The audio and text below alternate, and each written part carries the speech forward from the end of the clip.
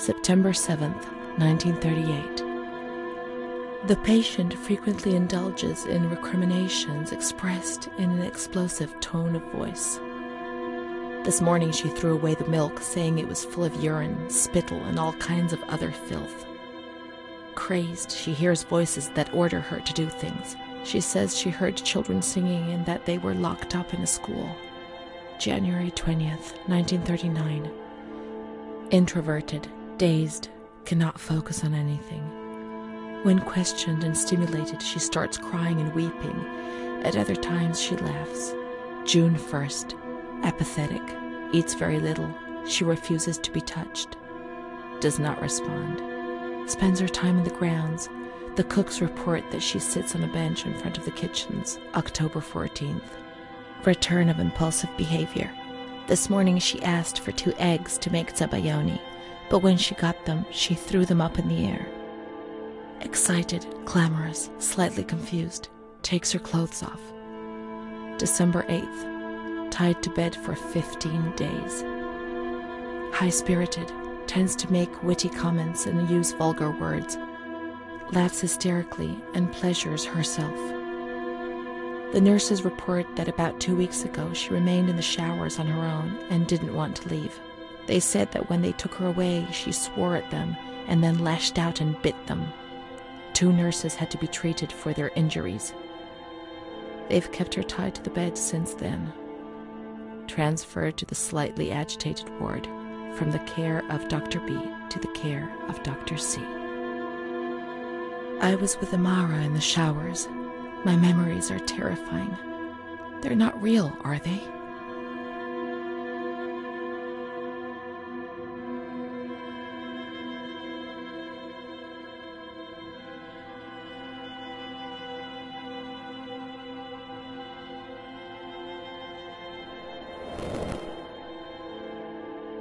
December 15th. Dr. C. Patient notes. The abnormality of her psychic state has induced her to lead a life which is irregular and tends towards delinquency. Of fickle and flighty character, she regularly discards her household duties and engages in occasional prostitution. Prostitution? Me? No, I don't think I could have. Or are my memories deceiving me? What other horrible things could I have done without even realizing? The uncertainty, the fear of my own actions was one of the things that tormented me most. Her mental deficiency makes her deaf to the reprimands of her family. She has shown suicidal tendencies. She was brought to the ward yesterday, agitated and hysterical. Treated with cardiazol, 2 injections a week for 5 weeks. They were only trying to confuse us with the therapy, and my God, they succeeded. It was as if they wanted to instill the madness into us.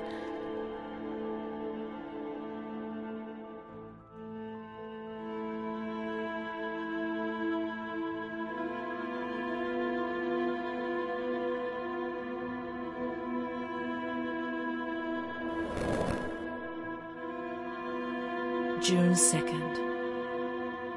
After a long period of calm and improvement, the patient is very agitated today and vehemently refuses to submit to a gynecological examination. She swears and curses those helping her, flailing her arms and hitting them. According to reports by Dr. B, the patient has been subjected to periodic checkups since she had a spontaneous abortion about 2 years ago in her 3rd month of pregnancy. Conception occurred after she had sexual intercourse with a stranger who sneaked into the hospital grounds. Details are contained in the charges filed at police headquarters in Volterra, a copy of which is attached to these clinical notes. ES therapy. That's how the reality is concealed. It has all been planned very carefully.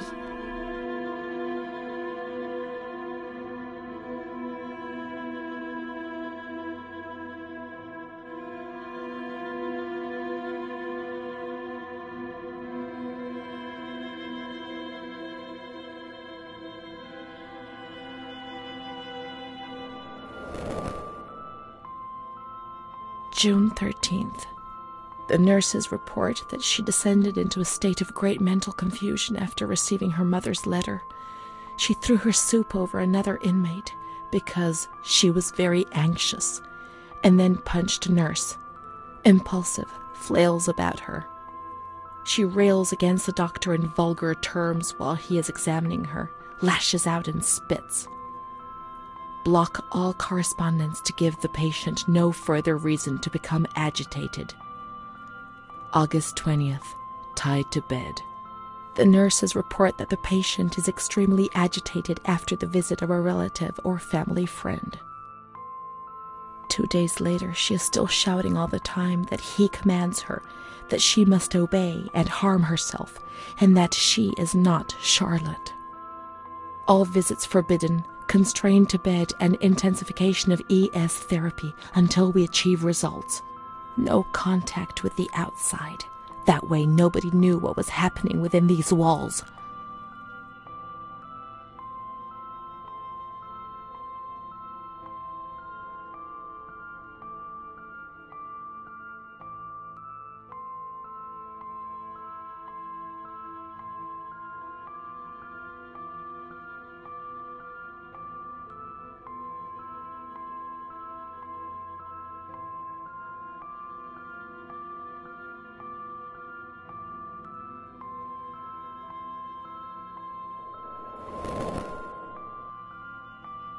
March 3rd.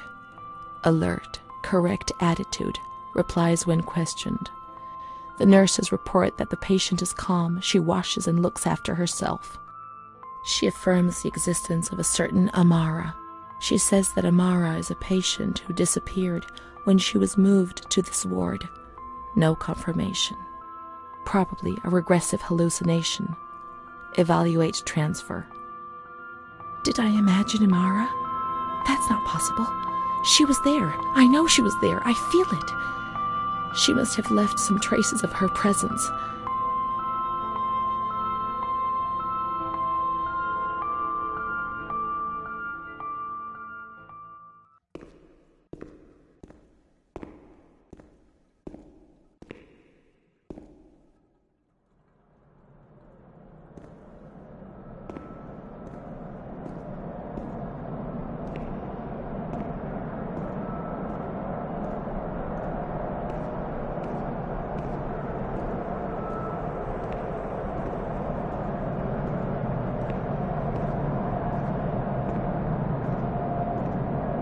We can look for her things in the storeroom containing the bundles of the patient's belongings on the upper floor.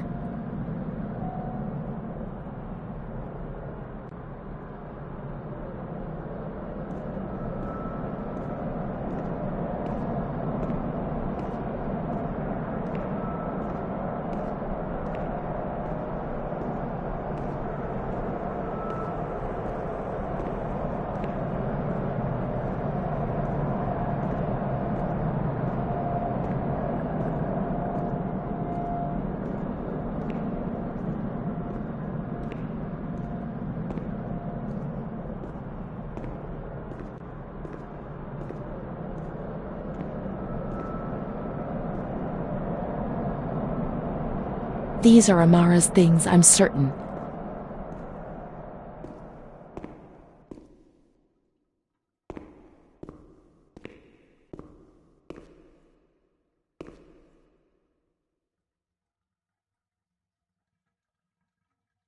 March 12th, 1938. The young girl Renee arrived today. Poor thing, she was terrorized. You see, she remembers the first time we met. I talked to her mother, the dear lady, and she expressed her fears to me, and I promised I'd keep an eye on her daughter. The lady told me her daughter's doll had been taken away, and this worried her, because when she becomes depressed, as she is now, Renee barricades herself in her room and can't communicate. The doll becomes her voice, eyes, and ears. Dr. B said I'll soon get out of here. I'm sorry. I'm so sad to leave Renee. I won't be able to protect her anymore. My poor friend. She was hoping to be able to get out of here, but nobody ever leaves this place. That poor girl is really ill. I am the only one she ever speaks to. I told her I was leaving, and she stared at me, saying that I would never leave. It was quite unnerving, and then she started to cry. I felt like crying too. She didn't say anything else. What worries me is that I'm sure that terrible man is watching her. He was the one who brought her here, and of all the good people, why did it have to be him? She knew. I told her everything. She knew about that man. That's why they wanted to make her disappear from my life. But I instructed a nurse friend of mine to keep an eye on her, and I'm sure she will, because she's a good woman. Her friend the nurse. I vaguely remember. She worked on this ward.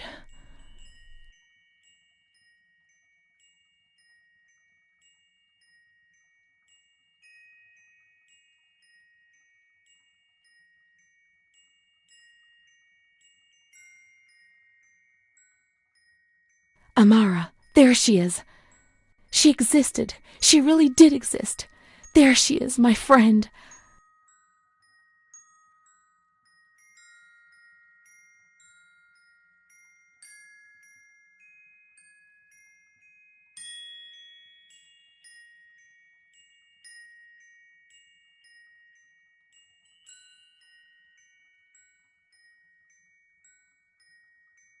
Here we are together. How could I have imagined for a single moment that she never existed?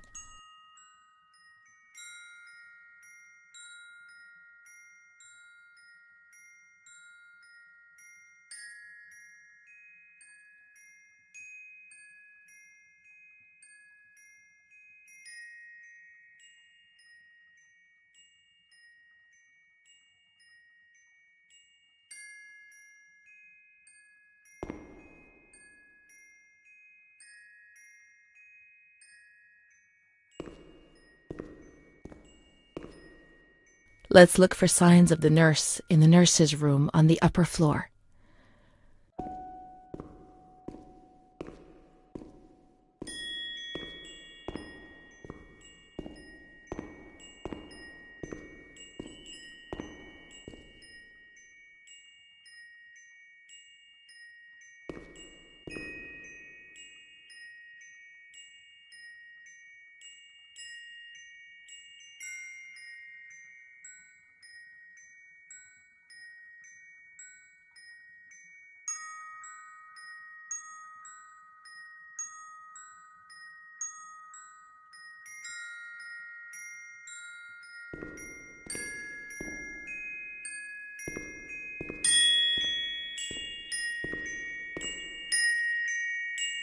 She worked mostly in the Marigliano pavilion. Let's get out of here and find that pavilion. Renee was alone here. Charlotte had abandoned her. And without Charlotte, Renee couldn't communicate with the outside world. Mother knew that.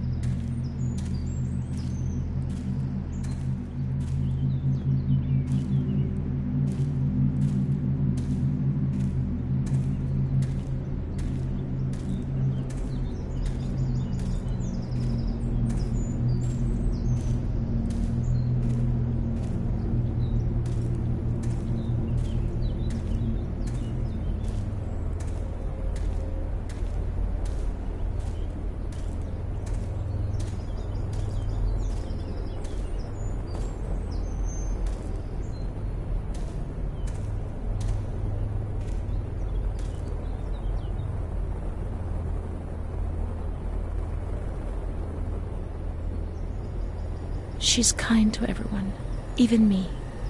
I felt a little better when I saw her. The sick children laughed and played with her. Not even they could frighten me. Don't annoy Renee. She's a princess here. Didn't you know? She told stories. She said there was a war out there. But they stared at me and frightened me.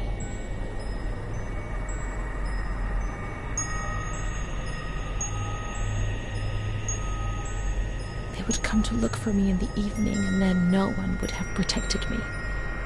Not even you, Charlotte. Am I right?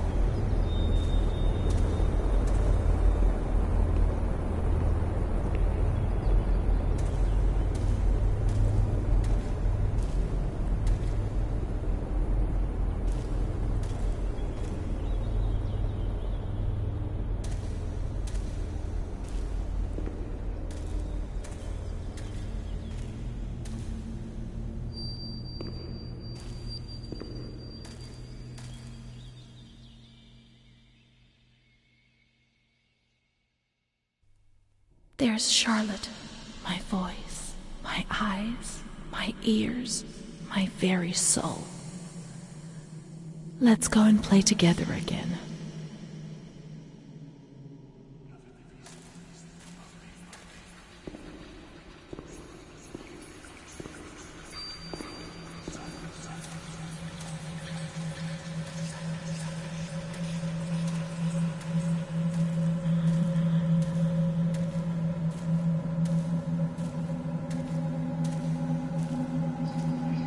My voice, to say what?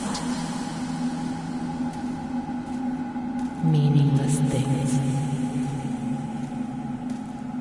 Be offensive to others, get into trouble. Eyes to see desperate people.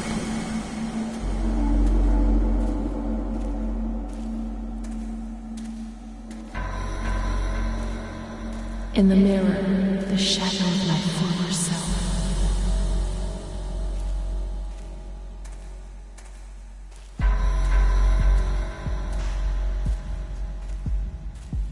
Gaunt, worn out, they're killing me slowly, day after day.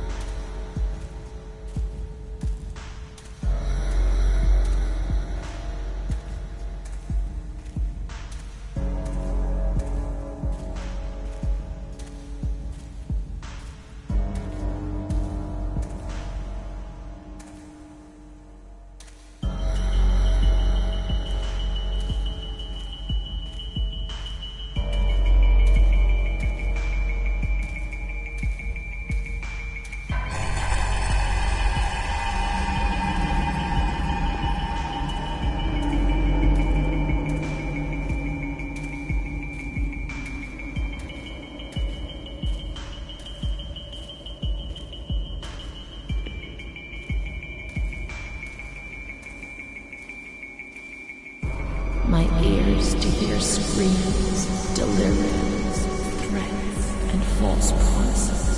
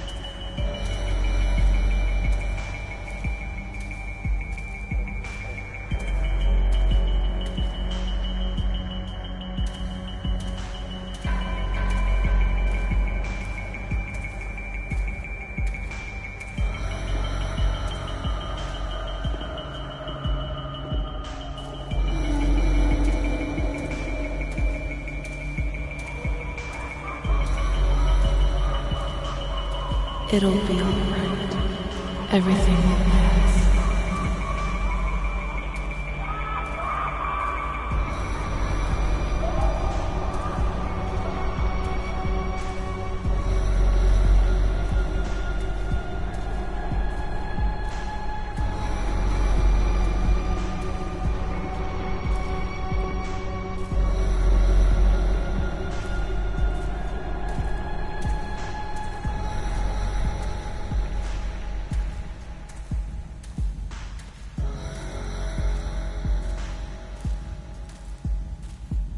My soul, incapable of living.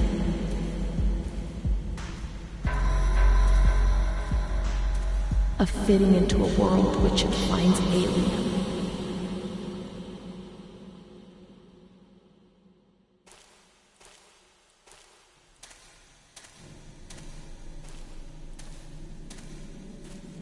It's moving further and further away from me, always further.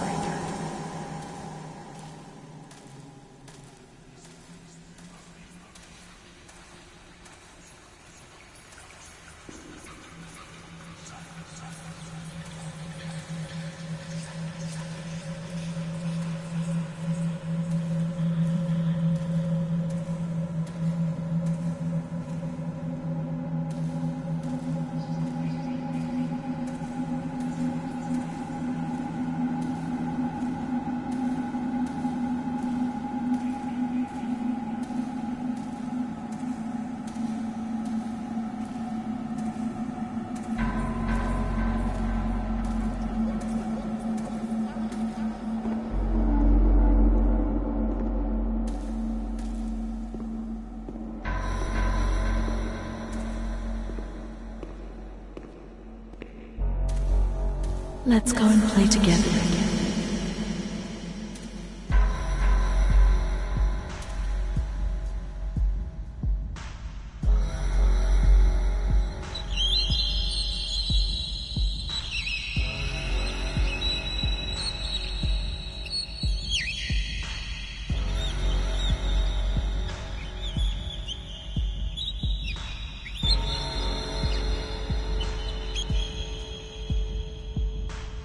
I'd like to lose my voice. I'd like to lose my eyes. I'd like to lose my hearing. I'd like to lose myself forever.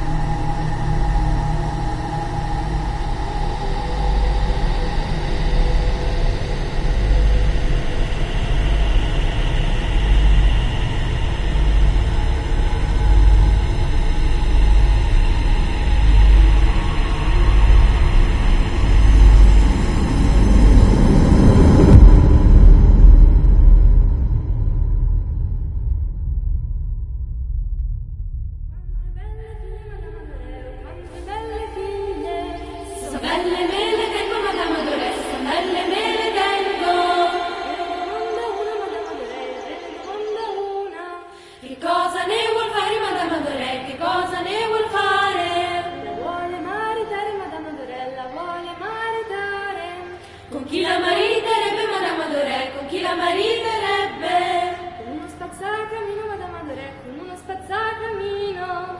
E come la vestirebbe, Madame Adoré? E come la vestirebbe? Di stracci e di toppe, Madame Adoré, di stracci e di toppe. Uscite dal mio castello, Madame Adoré, uscite dal mio castello. Oh, quante belle figlie, Madame Adoré, oh, quante belle figlie. Se sono belle me le tengo, Madame Adoré, se sono belle me le tengo. Il re ne domanda una, Madame Adoré, il re ne domanda una.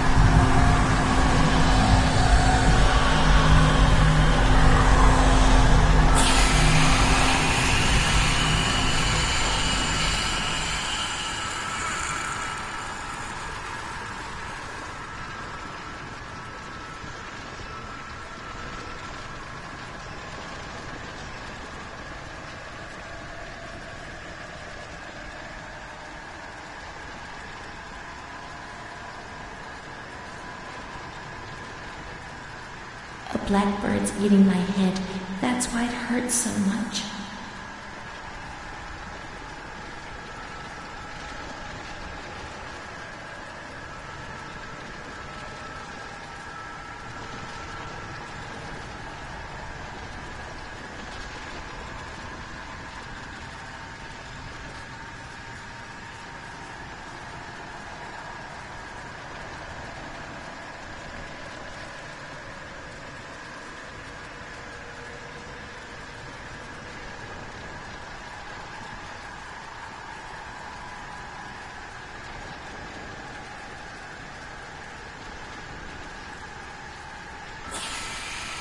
When I was small, I never used to eat, poor mother.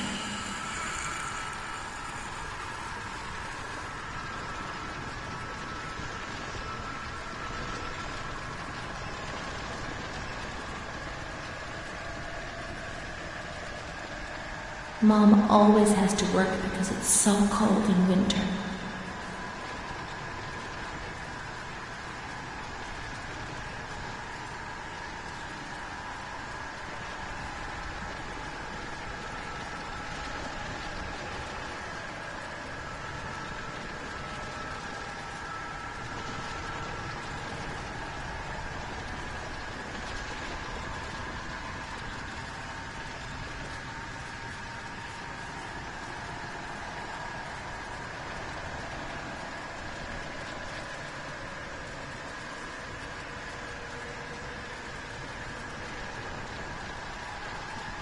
Mr. Onofrio helps Mom. How would we manage if he didn't? Mr. Onofrio is so nice. I'm bad because I'm not kind.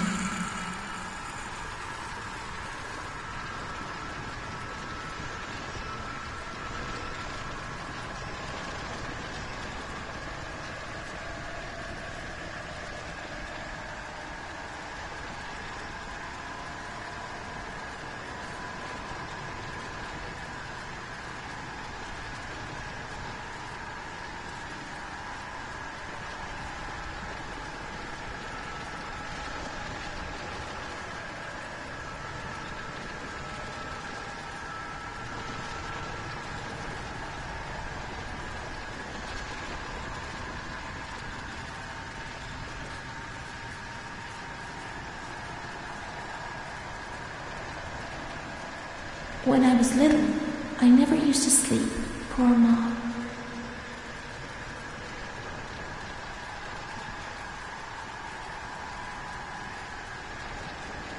My baby Charlotte is so beautiful, and she's so good. But Renee isn't.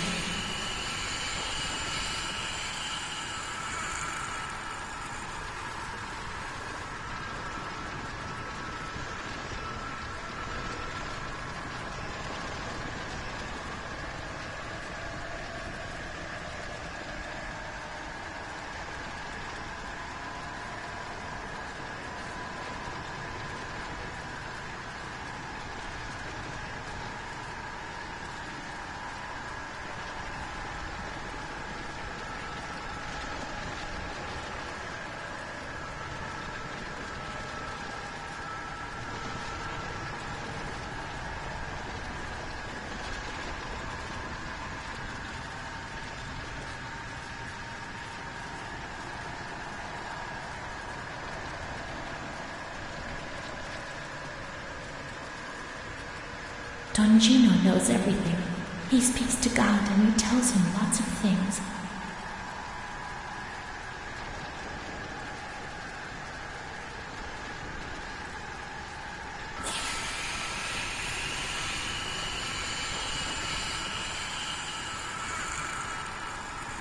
A cat goes into my mouth and eats me from inside.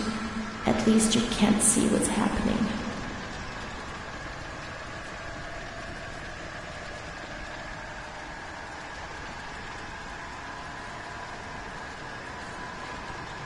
Renee's kind to Don Gino, but he always frightens me.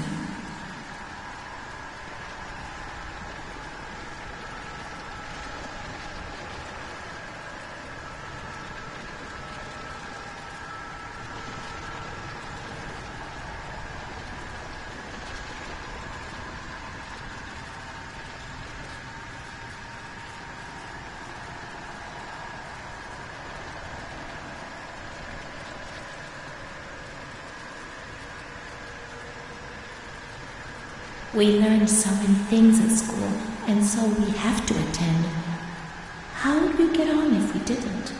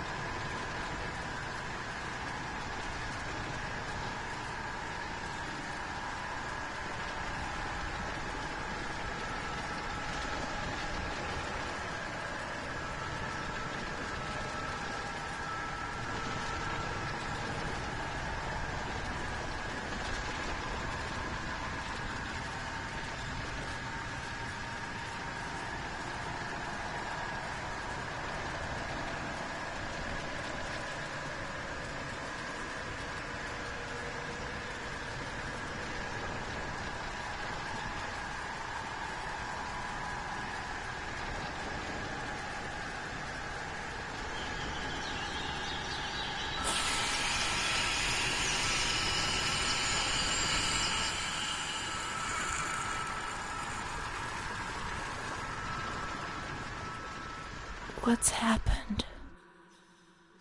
What is this place? Maybe I'm dead. I can't see any light. Maybe I am dead. I can't get up. What's going on? What's happening to me? There's no one here, but these noises. God, my head is killing me. I can't keep my eyes open.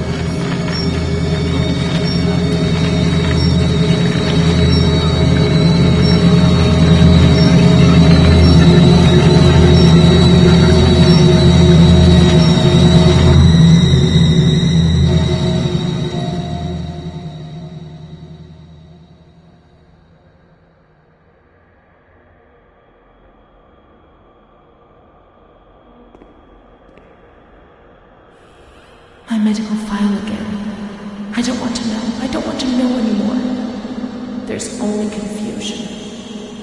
There were some who had scarcely seen me. They thought they knew me and understood what was happening to me and could decide about my life.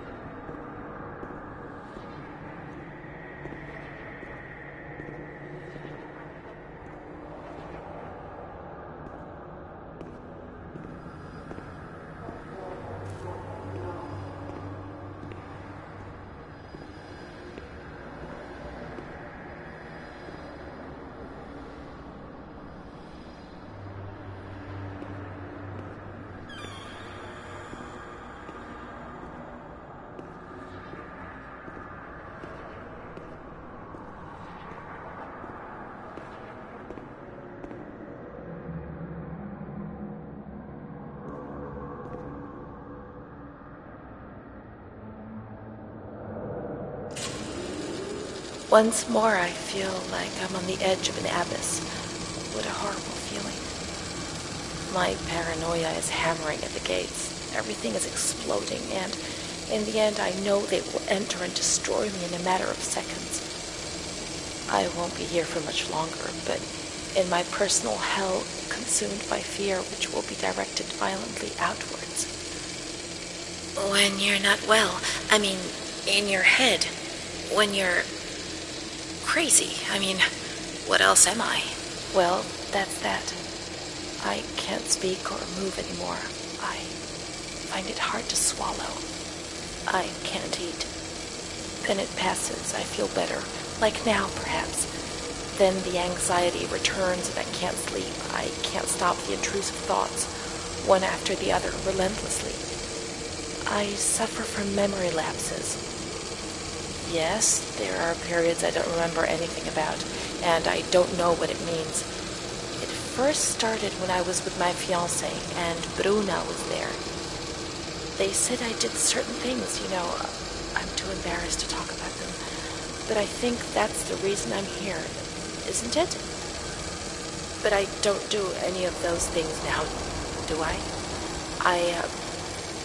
Please tell me, and send me home. I'm sure I'm okay, and I so want to go home, but nobody comes to visit me. Why? Do you know?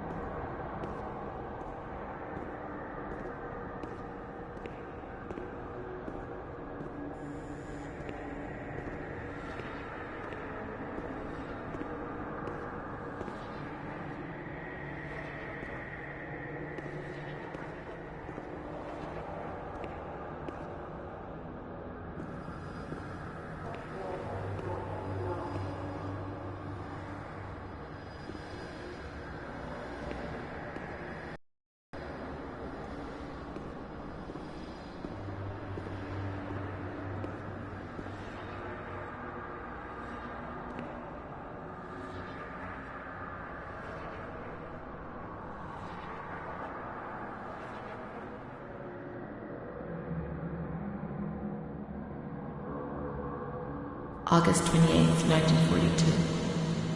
We hereby notify you of the death of Ada T. mother of Renee T., a patient in your institution. No known relative. Sincerely yours, Onofrio P. I have no one left in the world. Nobody at all. Solitude is very strange. It muffles everything, slows it down. It's an endless scream that makes no sound. A silent scream. I can't stop looking at myself. I will never leave this place. There is nobody up there for me. These walls have become my skin, and the wretched desperation within them is my soul without a voice. Here, nobody weeps anymore. How I would love to feel life, desperation, anger. I've stopped dreaming, daydreaming, maybe even thinking. I've lived in a reality which has corroded me and has stripped me of everything, even my ability to feel pain.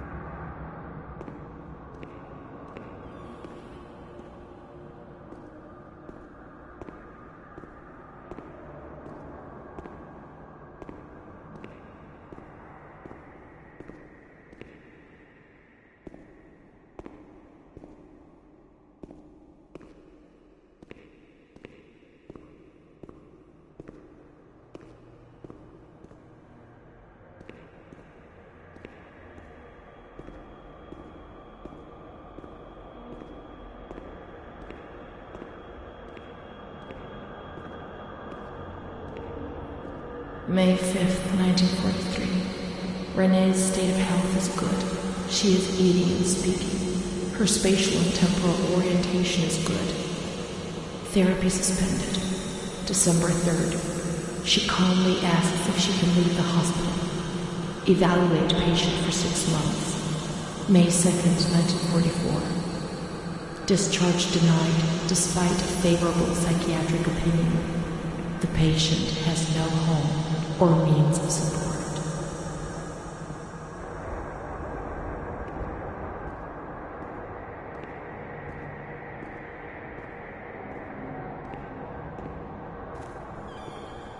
May 4th. The reasons why discharge is impossible are explained, and this is how Renee learns of her mother's death 2 years after the fact. May 5th. She tried to kill herself in the night by hanging herself with a sheet, saved by the nurses.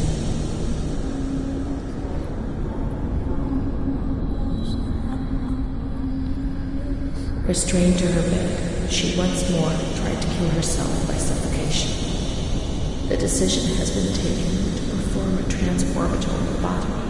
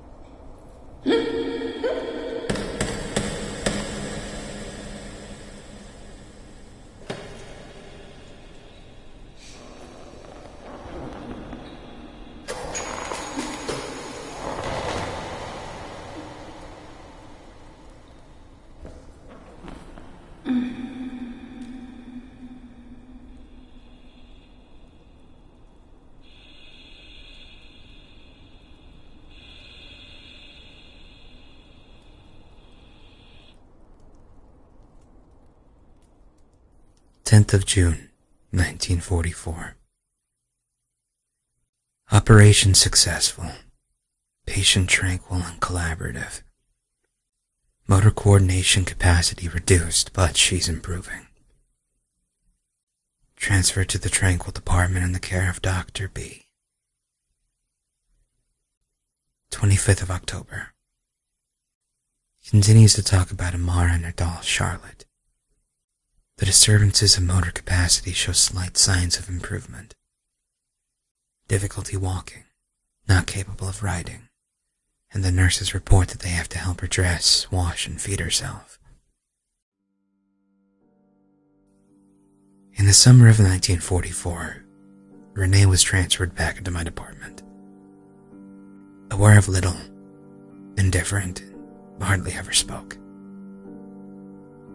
One day, she said, "When I find the courage to look at myself in the mirror, I see a young face which is aged and looks at me full of fear." She is a woman now who has changed profoundly compared to the girl that I had under my care several years ago.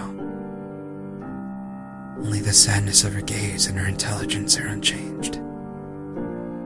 She's so young, just 23 years old, but is lacking all vitality. Perhaps her condition may improve, but probably not. Her life has been thrown away, and nobody did a thing to try to avoid this.